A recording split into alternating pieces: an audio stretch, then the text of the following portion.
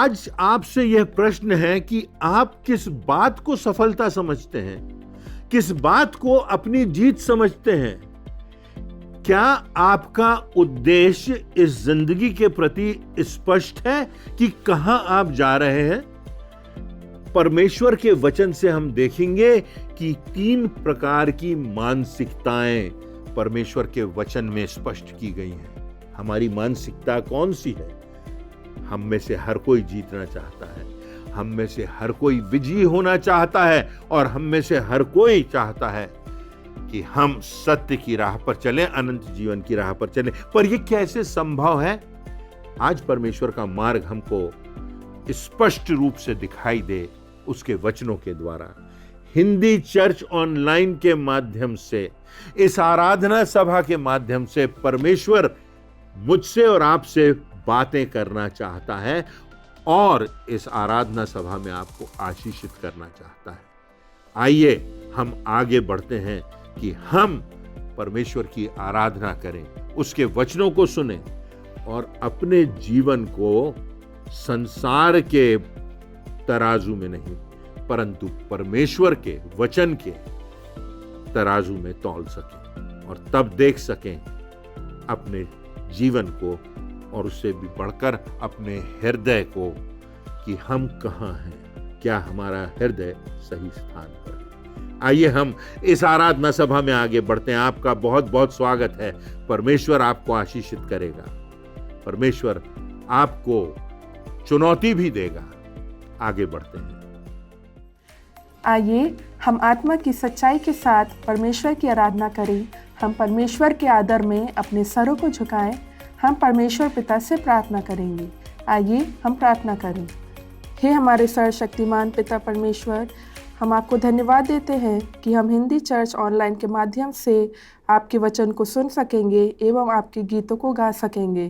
प्रार्थना करते प्रभु जी, आज के वक्त तक के लिए आपकी आशीष चाहते हैं, आशीष मांगते हैं प्रभु जी। प्रभु की ब्यारी में जब हम शामिल हो, प्रार्थना करते प्यारे पिता परमेश्वर, सभी बच्चे, बड़े और बुजुर्गों के लिए सभी पर अपना अनुग्रह बनाए रखें।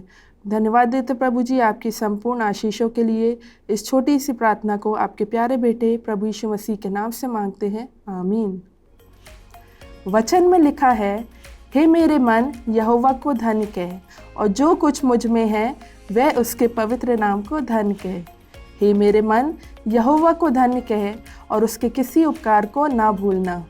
वही तो तेरे सब अधर्म को क्षमा करता और तेरे सब रोगों को चंगा करता है। वही तो तेरे प्राण को नाश होने से बचा लेता है और तेरे सिर पर करुणा और दया का मुकुट बांधता है। हमारा परमेश्वर हम पर अपनी करुणा बनाए रखता है और हमारे पापों को क्षमा करके हमारे प्राणों को नाश होने से बचा लेता है। आइए उस महान परमेश्वर की स्तुति करें और मिलकर कुछ गीतों को गाएंगे।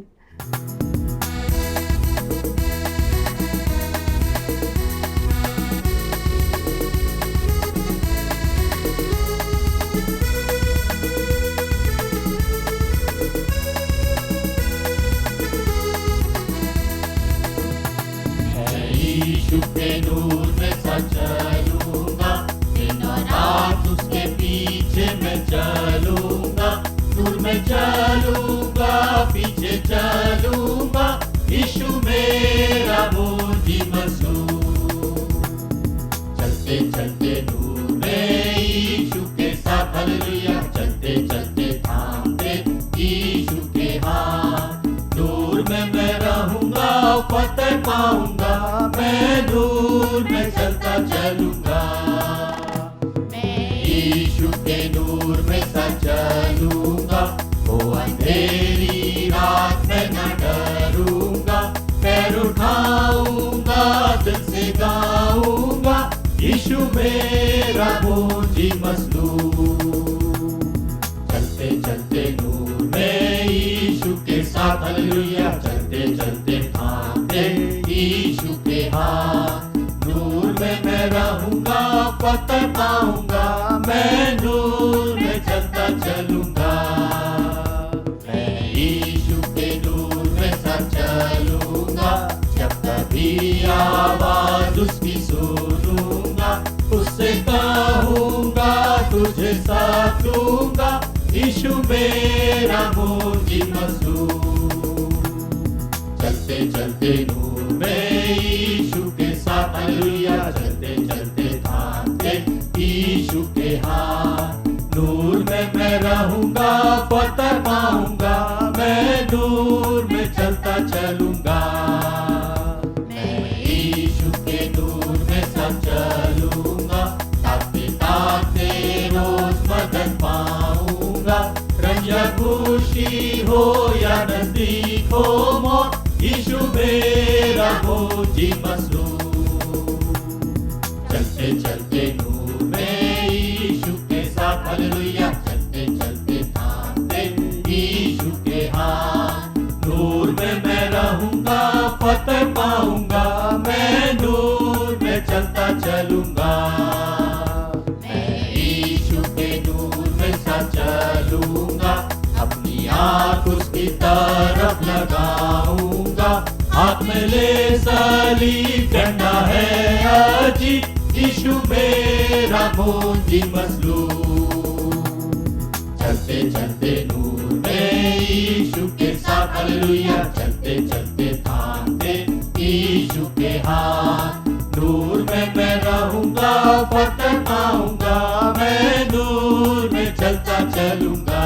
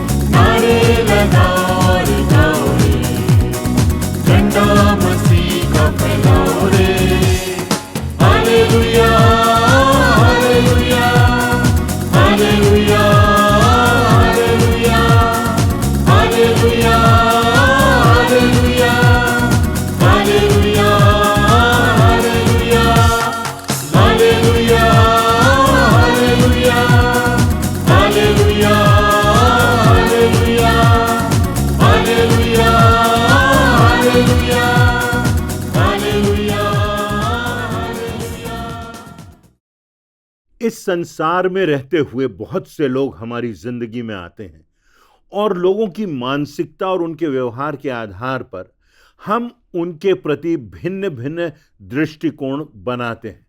परंतु यदि हम परमेश्वर के वचन को देखें तो उसमें 3 तरह की मानसिकता के लोगों का वर्णन पाया जाता है। नीति वचन की पुस्तक के 9वें अध्याय की 7वीं से 9वीं आयतों में लिखा है, जो ठट्ठा करने वाले को शिक्षा देता है सो अपमानित ही होता है, और जो दुष्ट जन को डांटता है वह कलंकित होता है। ठट्ठा करने वाले को ना डांट, ऐसा ना हो कि वह तुझसे बैर रखे। बुद्धिमान को डांट तो वह तुझसे प्रेम रखेगा। बुद्धिमान को शिक्षा दे, वह अधिक बुद्धिमान होगा। धर्मी को चिता दे, वह अपनी विद्या बढ़ाएगा। इन आयतों में 3 प्रकार की मानसिकता के लोगों का जिक्र है। ऐसे लोग जो समझदार हैं, ऐसे लोग जो नासमझ हैं, और तीसरे प्रकार के लोग जिनको हम निर्बुद्धि या दुष्ट कह सकते हैं। आज के संसार में इन्हीं आयतों के परिप्रेक्ष्य में हम विचार करेंगे कि परमेश्वर की दृष्टि में बुद्धिमान कौन है, निर्बुद्धि कौन है, और दुष्ट मानसिकता वाले लोग कौन से होते हैं। इसी के साथ हम यह भी देखेंगे कि हमें अपनी मानसिकता किस दिशा में विकसित करना है जो परमेश्वर की दृष्टि में उचित है। तो पहली मानसिकता वाले लोग जो बुद्धिमान हैं, समझदारों की श्रेणी में बात करें तो सांसारिक रूप से समझदार कौन है? हम समझदार उसे समझेंगे जो सोच समझकर निर्णय लेता है, जिसका IQ अधिक समझा जाता है, जो कॉम्पिटिटिव एग्जाम्स में आगे निकल जाता है। ऐसा व्यक्ति संसार में सफल माना जाता है। परंतु परमेश्वर के वचन के अनुसार बुद्धिमान लोगों की बड़ी सीधी सच्ची सरल पहचान यह है कि वे परमेश्वर के वचन के आधार पर अपने आप को परिवर्तित कर लेते हैं। वे परमेश्वर के वचन का अध्ययन करते हैं और अपने जीवन को उसके अनुसार बनाने का सतत प्रयास करते जाते हैं। मत्ती रचित सुसमाचार के 7वें अध्याय की 24वीं और 25वीं आयतों में प्रभु यीशु मसीह बताते हैं कि बुद्धिमान कौन है। वह कहते हैं, इसलिए जो कोई मेरी बातें सुनकर उन्हें मानता है वह उस बुद्धिमान की तरह ठहरेगा जिसने अपना घर चट्टान पर बनाया, और मेघ बरसा और बाढ़ें आई और आंधियां चली और उस घर पर टक्करें लगी, पर वह गिरा नहीं क्योंकि उसकी नींव चट्टान पर डाली गई थी। बाइबल के पुराने नियम में योना की पुस्तक के 3रे अध्याय में एक और उदाहरण पाया जाता है। वहां पर नीनवे नगर के लोगों के विषय में लिखा हुआ है। नीनवे नगर के लोगों में सब प्रकार की बुराइयां थीं। वहां पाप बहुत बढ़ गया था, और तब परमेश्वर नीनवे नगर को सुधारने के लिए योना को भेजता है। योना की पुस्तक के 3रे अध्याय की 5वीं आयत में लिखा है, तब नीनवे नगर के सब मनुष्यों ने परमेश्वर के वचन की प्रतीति की और उपवास का प्रचार किया गया, और बड़े से लेकर छोटे सबों ने टाट ओढ़ा अर्थात पश्चाताप किया। नीनवे नगर जहां अपराध बढ़ गया था, जहां बुराइयां बढ़ गई थी, जहां पाप लोगों में भर गया था, वे उस पाप में डूब गए थे। जहां के लोग परमेश्वर से दूर चले गए थे और जो लोग अंधकार में बैठे हुए थे, उन्होंने जब योना नबी के माध्यम से परमेश्वर की बातों को सुना तो सबने पश्चाताप किया, हर एक ने पश्चाताप किया और परमेश्वर के वचन को स्वीकार किया।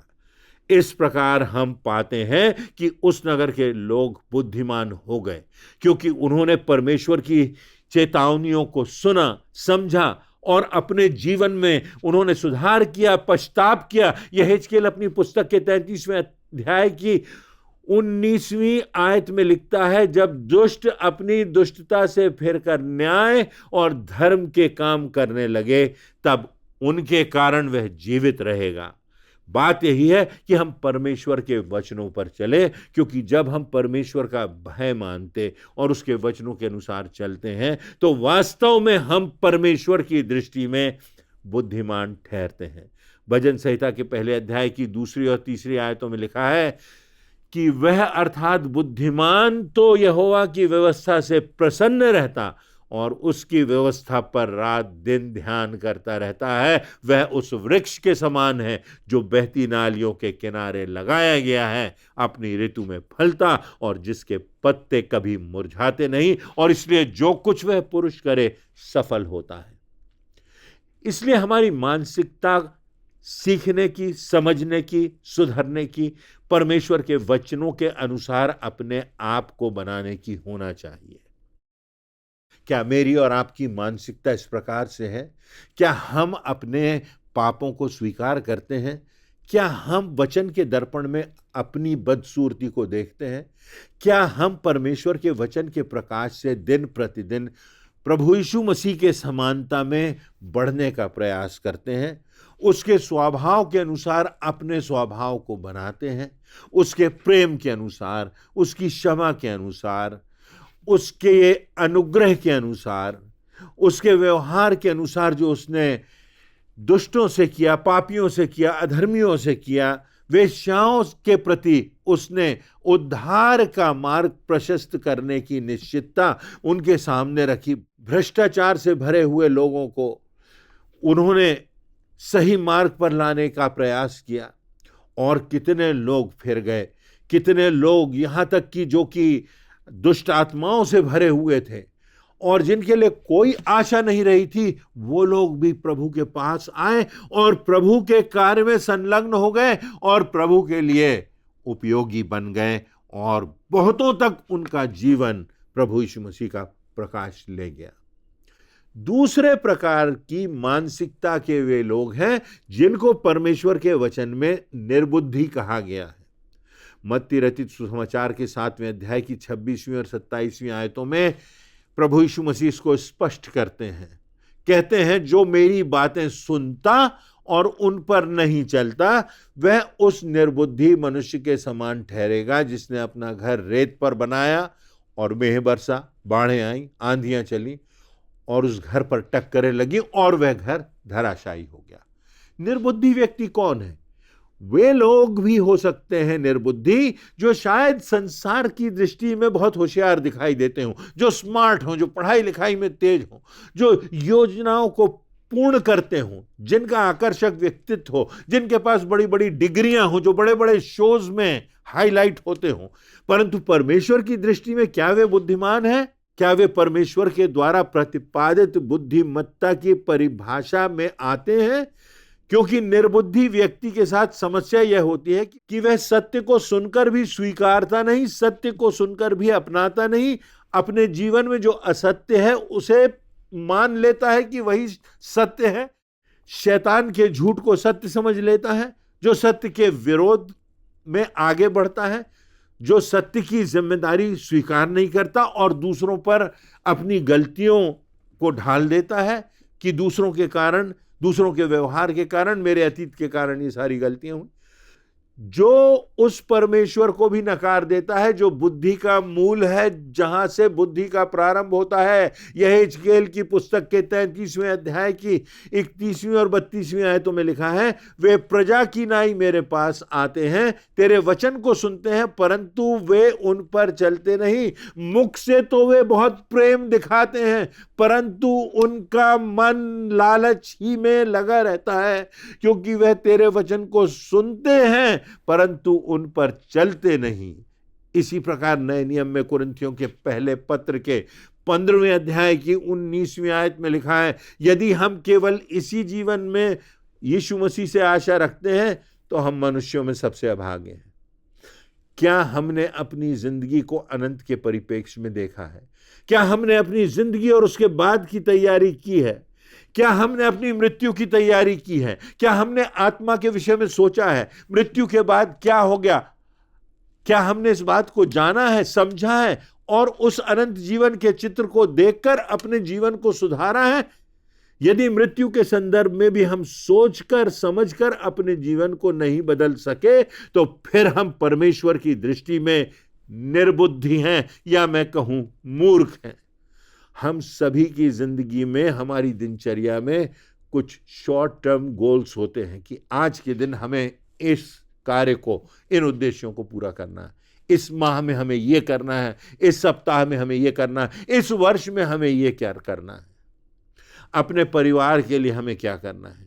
परंतु कुछ दूरदर्शिता के गोल्स होते हैं जो अनंत के परिप्रेक्ष्य में होते हैं, जिनको हम इंग्लिश में लॉन्ग टर्म गोल्स कहते हैं।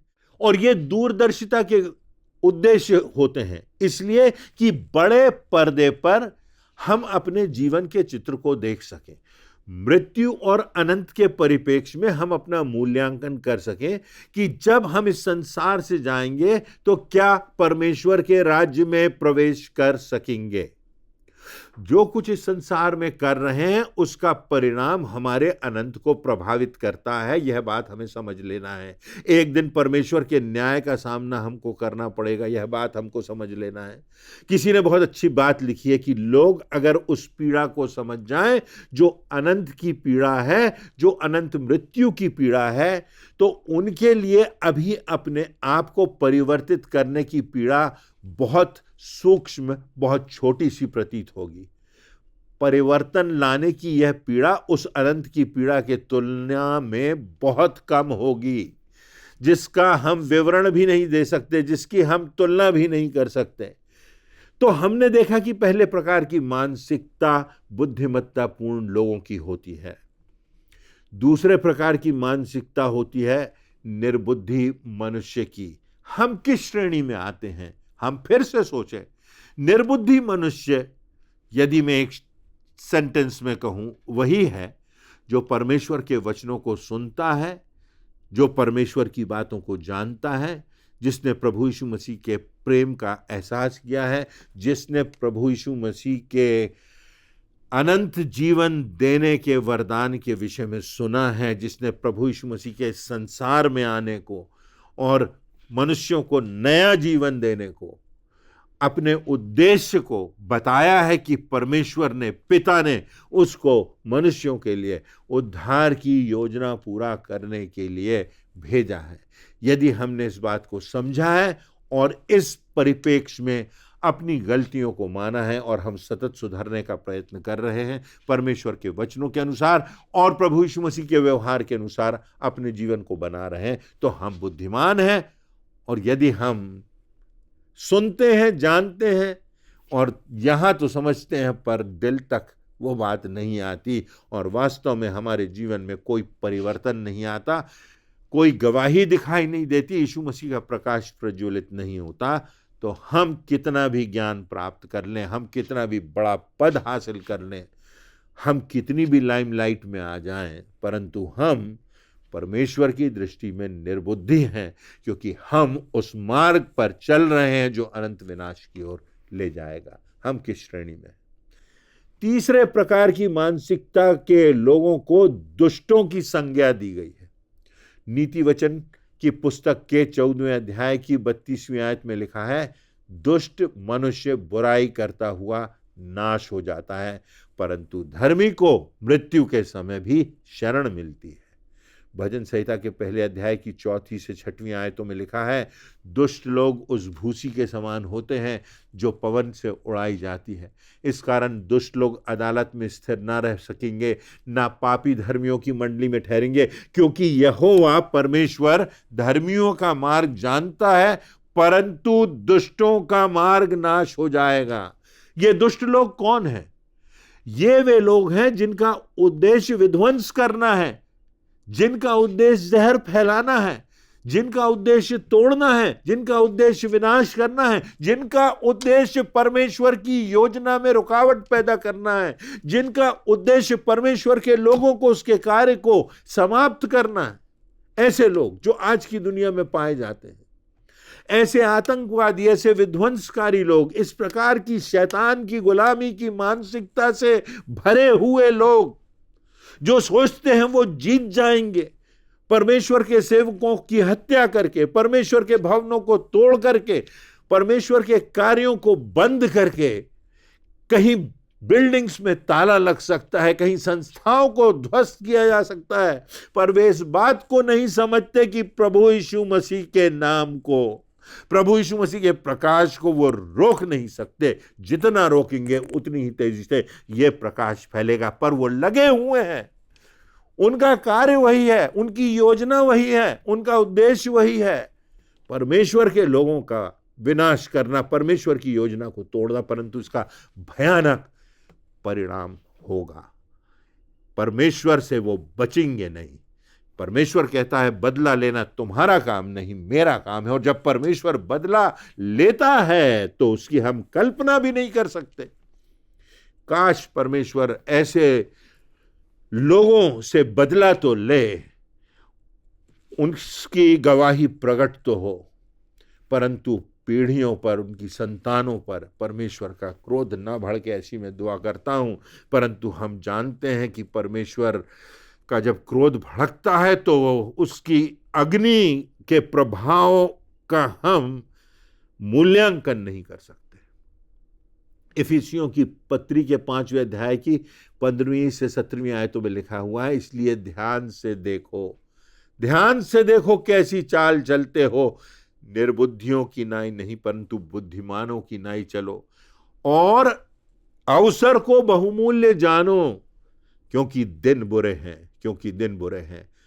इस कारण निर्बुद्धि ना हो, पर ध्यान से समझो कि प्रभु की इच्छा क्या है। इन बातों का निष्कर्ष यह है कि समझदारी का जीवन जीना है। दिन बुरे हैं, अंधकार से भरे हैं, भ्रष्टाचार से भरे हैं। ऐसे शासक बैठे हैं जो परमेश्वर के कार्य को, जो परमेश्वर के प्रेम को, जो उद्धार की योजना को मिटा देना ही सब कुछ समझते हैं। परमेश्वर का भय उनमें नाम मात्र को नहीं है। उन्होंने इस संसार के बातों को, इस संसार के लोगों को, इस संसार के पद को, इस संसार की सांसारिकता को, इस संसार के मापदंडों को ही मानो अपना प्रभु बना लिया है। उन्हीं की दौड़ में ये शामिल हैं, कैसे धन प्राप्त कर लें, कैसे नाम ऊंचा हो जाए। ये लोग ना समझ हैं, ये लोग दुष्ट हैं, और ऐसे दुष्टों से हमको ना सिर्फ बचना है परंतु प्रार्थना करना है कि परमेश्वर का प्रकाश प्रज्वलित हो, ऐसे लोगों को सीख मिले, समझ मिले, सुबुद्धि मिले। आज भी प्रभु उनको अवसर दे रहा है। आज भी, चाहे हम निर्बुद्धि हों, चाहे हम भ्रष्ट हों, हमने यदि अभी भी प्रभु के प्रेम को स्वीकार नहीं किया है तो आज भी अवसर है। आज भी प्रभु यीशु मसीह कहते हैं दुश्मनों से प्रेम रखना सीखो, दुश्मनों के लिए प्रार्थना करना सीखो। ऐसे व्यक्तियों के जीवन में भी आमूल परिवर्तन हुआ जिन्होंने परमेश्वर के कार्य को तोड़ने को, विनाश करने को, उसके लोगों को मार डालने को अपनी मिशन बनाया था। उन लोगों की भी मानसिकता बदल गई जब प्रभु यीशु मसीह से उनका सामना हुआ। यहां पर लिखा हुआ है कि जहां घृणा का प्रेम से सामना होता है वहां प्रेम की जीत होती है और घृणा हार जाती है। जहां क्रोध का दया से सामना होता है वहां दया की जीत होती है और क्रोध पराजित हो जाता है। जहां प्रतिशोध का क्षमा से सामना होता है वहां क्षमा की जीत होती है और प्रतिशोध हार जाता है। जहां विद्वेष का अपनत्व से सामना होता है वहां अपनत्व जीत जाता है, विद्वेष पराजित हो जाता है। जहां आक्रोश का आशीष से सामना होता है वहां आशीष की जीत होती है और आक्रोश पराजित हो जाता है। जहां मौत का जिंदगी से सामना होता है, जिंदगी के स्रोत से सामना होता है, वहां मौत पराजित हो जाती है और अनंत जीवन की विजय हो जाती है। उस जिंदगी और मौत के परिप्रेक्ष्य में जब हम खुद को देखेंगे तो हम मौत की राह को छोड़ देंगे, विनाश की राह को, विध्वंस की राह को छोड़ देंगे और आज भी जीवन की राह को, अनंत जीवन की राह को पहचान लेंगे। मैं आज आपसे प्रश्न कर रहा हूं परमेश्वर की प्रेरणा से, उसकी आत्मा से भरकर, कि क्या आपने उस क्रूस को देखा है? क्या आपने उस क्रूस पर जहां मसीह का बलिदान हुआ, सारे संसार के लोगों की क्षमा के प्राप्ति के लिए उद्धार का द्वार खोला गया, जहां प्रभु का सामना मृत्यु से हुआ और प्रभु की जीत हुई, मृत्यु पराजित हो गई। प्रभु यीशु मसीह की जीत में अनंत जीवन की जो राह थी वो हम सबों के लिए खुल गई। अगर आज हमारे हृदय में क्रोध है, हमारे हृदय में द्वेष है, जलन है, कटुता है, घृणा है, बदला लेने की भावना है, तो इन्हें लेकर जिंदगी और जिंदगी के अंत में हमें क्या मिलेगा? क्या हमने प्रभु यीशु मसीह के प्रेम को, उसकी क्षमा को, उसके अनुग्रह को समझा है या उसको व्यर्थ जाना है? क्या उसके क्रूस के बलिदान को हमने अपने जीवन में वास्तव में देखा है? यदि मेरा और आपका प्रभु यीशु मसीह के क्रूस से सामना हुआ है, यदि उस प्रेम और क्षमा के चित्र को, उस बलिदान को, उस मृत्यु पर विजय के चित्र को हमने देखा है, तो हमें समझना है कि हमारी जीत किस में है और हमारी हार किस में है। जो बात है वह यह है कि चाहे हम निर्बुद्धि हों, चाहे हम दुष्ट हों, हम सबों के लिए आज भी अवसर है। हम कितने भी पापों में डूबे हुए हों, हमारा हृदय कितना भी कलुषित हो, तो आज भी परमेश्वर अवसर दे रहा है, हमको आवाज दे रहा है। वह आज भी हमारे निर्णय के लिए ठहरा हुआ है। यह सब बातें हमारी मानसिकता पर निर्भर करती हैं। हमें निर्णय तो करना है, मुझे करना है, आपको करना है, निश्चित करना है कि हम आत्मा के उद्धार के मार्ग पर चल रहे हैं। आज हम खुद सोचें, अपने चिंतन को जागृत करें कि कहाँ हैं हम, किस राह पर चल रहे हैं, क्या मिलेगा इसमें हमें, क्या मिलेगा मृत्यु के बाद? क्या हमारी आत्मा का उद्धार होगा? क्या हमें अनंत जीवन मिलेगा? यह सब कुछ बर्बाद हो जाएगा। आज उद्धार का अवसर है, आज जीत का अवसर है। आज परमेश्वर कह रहा है कि तू बुद्धिमान हो जा। तो किस मानसिकता से हम गुजर रहे हैं? बुद्धिमत्ता की मानसिकता से, निर्बुद्धि होने की मानसिकता से, या दुष्टों की मानसिकता से?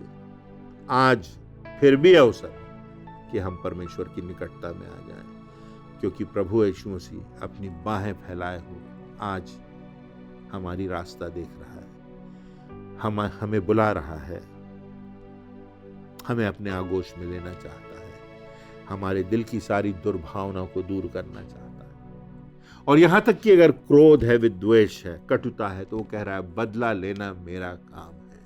हे सब बोझ से दबे हुए लोग, मेरे पास आओ, मैं तुम्हें विश्राम दूंगा। वो विश्राम जो इस संसार में भी है और इस संसार के पार भी, वो जीत जो इस संसार में भी है और संसार के पार भी। आइए आज हम निर्णय कर लें कि हम किस राह पर चलेंगे। आज के सुंदर एवं प्रेरणादायक संदेश के लिए परमेश्वर को और उसके दास को धन्यवाद देते हैं। अभी हम प्रभु भोज में शामिल होंगे, परमेश्वर के महान बलिदान को स्मरण करेंगे। प्रभु की मेज में सम्मिलित होने से पहले हम अपने मनों को तैयार करें इस गीत के द्वारा।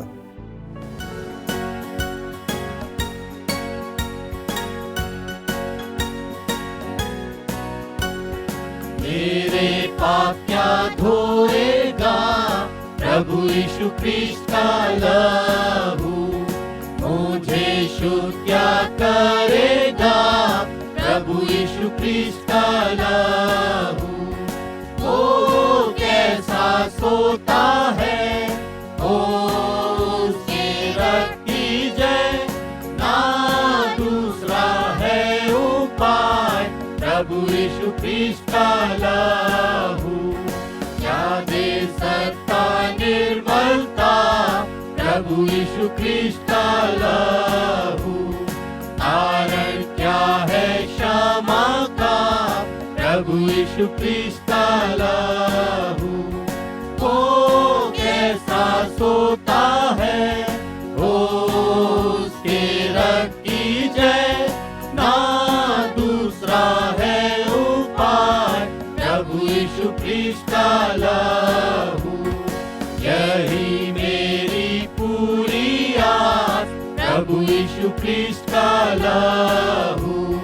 यही धर्म है मेरे पास प्रभु यीशु ख्रीस्त का लहू।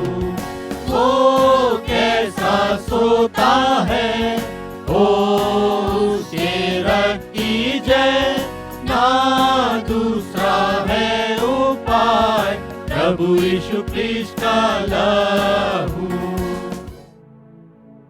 आइए हम प्रभु भोज में शामिल हों। जिस रात प्रभु यीशु मसीह पकड़वाए जाने पर था, उसने रोटी ली और धन्यवाद करके उसे तोड़ी और कहा, ये मेरी देह है जो तुम्हारे लिए है, मेरे स्मरण के लिए यही किया करो। इसी रीति से उसने ब्यारी के पीछे कटोरा भी लिया और कहा, यह कटोरा मेरे लहू में नई वाचा है, जब कभी पीते हो तो मेरे स्मरण के लिए यही किया करो। आइए हम परमेश्वर को धन्यवाद देंगे इस ब्यारी के लिए। हमारे जीवते सामर्थी पिता परमेश्वर, तेरा धन्यवाद देते हैं जीवन की सारी उत्तम आशीषों के लिए पिता, जो तेरी ओर से हमें प्राप्त होती हैं। धन्यवाद देते हैं प्रभु यीशु मसीह के लिए संसार में आने के लिए। हम जैसे पापियों के खातिर मारा गया, गाड़ा गया और मृतकों में से जी उठा कि हमें अनंत जीवन दे। पिता, इस ब्यारी पर हम तेरी आशीष चाहते हुए इस विनती को प्रभु यीशु मसीह के नाम से मांगते हैं, आमीन। जिन्होंने प्रभु यीशु मसीह के नाम से बपतिस्मा लिया है, वही इस मेज में सम्मिलित हो सकते हैं।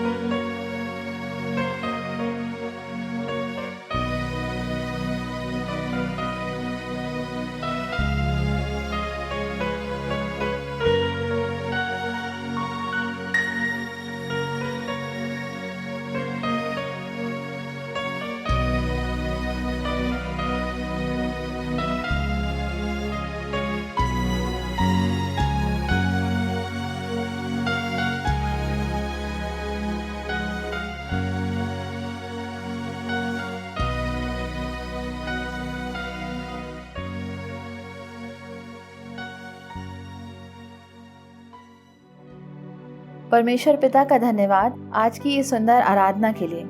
आशा है आप सब आज की इस आराधना से ज़रूर आशीषित हुए हैं। हम अंतिम प्रार्थना में जाएंगे।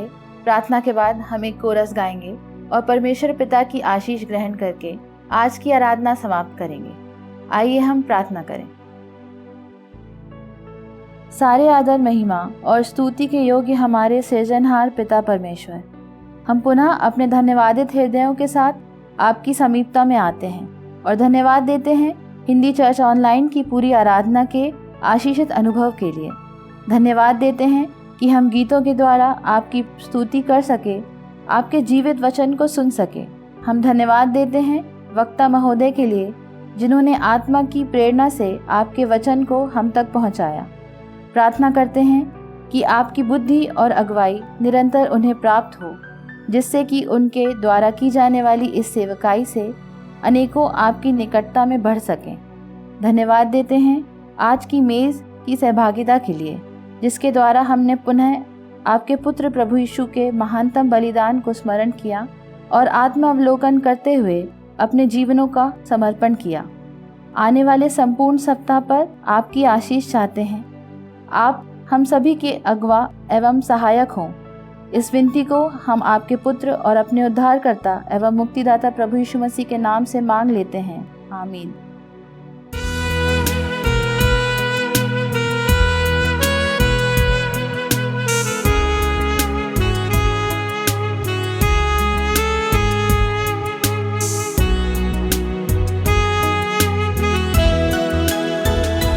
फिर से वो आग बरसा दे, फिर से तूफान आने दे, तेरी महिमा से, तेरे सामर्थ से, फिर से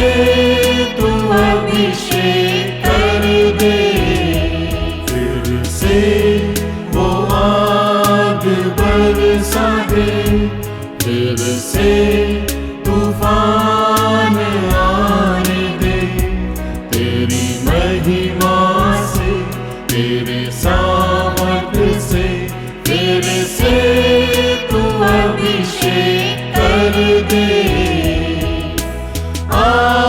पवित्र आत्मा, पवित्र आत्मा, पवित्र आत्मा, पवित्र आत्मा, पवित्र आत्मा,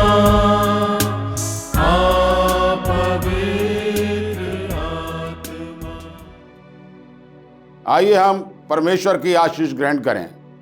अब हमारे परमेश्वर पिता का प्रेम, प्रभु यीशु मसीह का अनुग्रह और पवित्र आत्मा की शांति और सहभागिता हम सब विश्वासियों पर आज से लेकर अनंत तक होती रहे। आमीन।